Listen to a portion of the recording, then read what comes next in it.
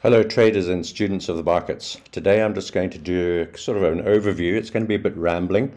I'll try and put up charts as I go along, but I'm not going to try and make this a smooth presentation. I'm going to try and put all my thoughts into one basket. One thought I want to start with right at the beginning is this one. When the Fed pauses interest rate hikes, not reverses, but just pauses, it's generally good for stock markets, and it's good for gold, and it may be good for commodities too. But when the Fed starts to pivot and reduce interest rates, generally that's pretty bad for stock markets, although it could be good for gold and the other currencies, but bad for stock markets, bad for the US dollar. We're on the cusp of a potential pause in interest rate hikes. We've just seen the numbers coming out of the UK for inflation, PPI and CPI, core CPI, all significantly lower than expected and on their way down much quicker than was initially thought.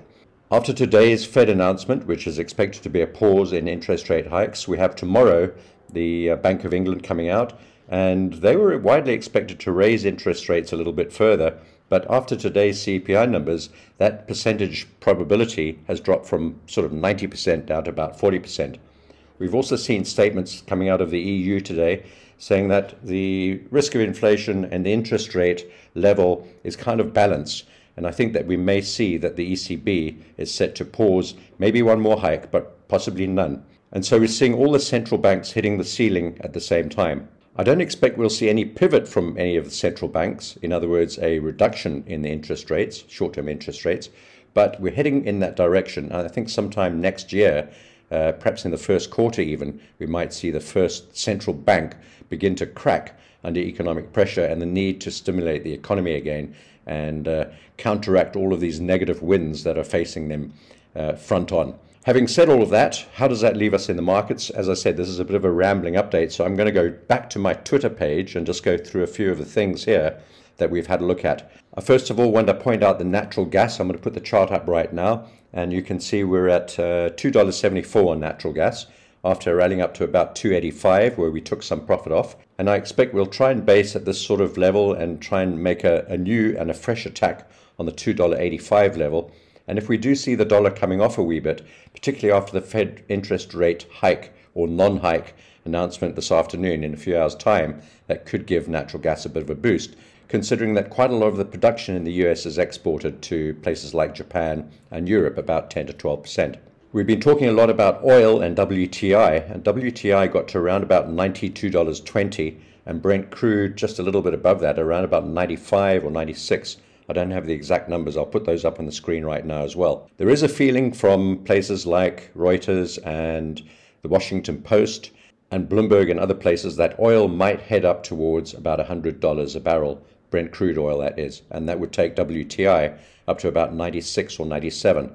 I'm putting those charts up on as I speak at the moment, and you can see we did pull back to that support level on Brent crude, back into that sort of zone, that band that I've got drawn across there, but I feel that we may find support there and that the top might not be in. You can see those twin peaks on the chart, and I'll just zoom into this chart on Twitter, and that's at around about $93, but we've got further resistance at around about $97 or $98 on WTI. So the thing about oil is, if oil prices continue to rise, we'll also see the potential for inflation to continue to remain sticky, but it's also going to spook the central banks into thinking that they can't cut rates too quickly, or even that they may need to increase rates one more time if the oil price keeps on going up. So we're going to have to watch the price of oil. I think that's going to be a very determining factor in this sort of Fed fight against inflation and the decisions they make in the coming weeks and months that lie ahead. The other interesting thing about oil, for those of you who are trading sugar,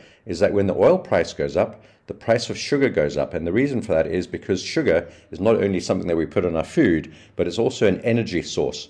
And when oil becomes scarce in terms of supply, meaning that it's more expensive to buy oil and therefore less available, less attractive to purchase, sugar as a source of energy for fueling motor cars, for example, becomes more interesting, and the demand on sugar increases, and therefore the sugar price goes up. I put this chart up on Twitter yesterday, in fact, and you can see these two charts are very closely correlated. The black line, the candlestick chart, is the sugar price, and the orange sort of line, zigzaggy line chart, is the oil price as of yesterday. And you can see that these charts, apart from that big blip in oil going back to the beginning of 2022, these charts mirror each other almost perfectly. And you can see, as we can go all the way back to 2020, you can see how the sugar price and the oil price really closely correlated. And so for those of you who are asking why the price of sugar keeps on rising, well, it's because the price of oil plays a big role in that too. Right, so we saw inflation numbers coming out of the UK much lower than expected today, considerably lower. I can put that chart up right now too. And that's going to put pressure on the Bank of England to maintain interest rates as they are, and that announcement comes out tomorrow. And it's also going to put some thinking into the thinking pipe, I suppose, of the Fed today. I think they've already made up their minds, of course, but when they come out with their interest rate announcement a little bit later on, that's going to be in the back of their mind that inflation has started to come down in Europe and in Britain. We did see a rise in inflation in Canada, but I don't think they'll be too concerned about that. I think the European and the British economies are the ones that they're most interested in following, being the two sort of biggest economies apart from the US. So if we see inflation starting to come down, which we are in Europe and in Britain, that's also going to play a role in the decisions that the Fed makes going forward with regard to further interest rate hikes. Finally, I did put a chart up just now, a few minutes ago, on the yen pairs, this one specifically the dollar yen, and this chart's just in sort of a graphic illustration of this attempt for the yen to continue to strengthen. And every time there's an attempt, I don't think these are interventions by the Bank of Japan. I think there's a certain amount of profit taking. And we can also see from the COT report that there's an enormous volume of positioning going into the long side on the yen. In other words, the short side on the dollar yen. The same applies across all the yen pairs, but this is the one that's most important to watch. When the dollar yen falls, we'll see the euro yen, the pound yen, the Swiss yen, all the other ones begin to fall at the same time. And you can see how many attempts the market's made to turn around. We just touched 148.15, just shy of that today, and then fell back. This chart is showing the beginning of this move. Actually, looking across to my charts, we've moved down significantly from here already. So you can see this is the fifth attempt within this foghorn pattern for the dollar yen to move back down. And this is a foghorn or a megaphone pattern, an expanding pattern. And what we're looking for is the final sort of attempt not to reach the top of the foghorn. That's what we've seen today. We saw on the fourth attempt, attempt 4, we did touch the top of the foghorn. But on this occasion, we made a fractionally higher high yesterday. And again today, just edging through there, but falling back down again quite dramatically. And I think remembering that we've got the Fed interest rate announcement coming up where they're expected to hold, that's kind of baked into the price of the dollar. And whether we're going to see the dollar begin to fall off or not, considering that's already baked in, I don't really know.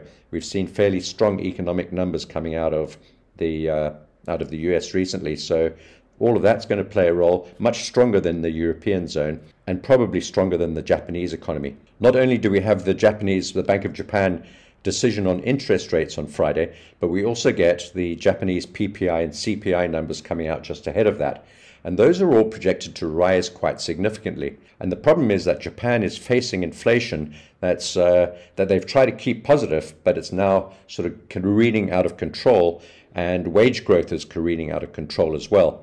They've got their wage growth meetings coming up, but there are all sorts of rumors coming out of Japan, out of some of the magazines there from Tokyo, that the Bank of Japan may actually make some announcements on Friday regarding their interest rate and certainly regarding the yield curve control policy, maybe even scrapping it completely. So Friday is going to be a massive day for yen traders. But overall, today we've got the Fed with their interest rate announcement, and it's not just the number that they come up with, which will probably stay where it is, but what they've got to say afterwards and what Jerome Powell says in his press conference and the question and answer time. And he may or may not be hawkish. Remembering as well that we have an election year coming up next year, I'm pretty sure that the powers that be don't want to see chaos in the markets and the markets collapsing. So perhaps the hawkishness will be a little bit tempered. Tomorrow we've got the Bank of England and their statement. They may or may not halt interest rate hikes. It seems to be leaning towards a halt right now after today's inflation numbers and CPI and PPI out of the UK. We'll have to wait and see. And then, of course, on Friday, we've got the Bank of Japan. And, well, probably they'll keep the rates where they are at minus 0.1%. Any adjustment to that would be an incredible cataclysm, considering the amount of foreign debt that the Japanese own and the idea that people would be interested in investing more in Japanese debt and moving out of foreign debt, especially the US and other places like Europe and the UK and Australia and so on. So that would be a cataclysmic event if that did happen. So it probably won't, but they may announce an adjustment or an abandonment, an abolishment, complete abolishment of the yield control curve, which may also have a fairly seismic effect on the markets.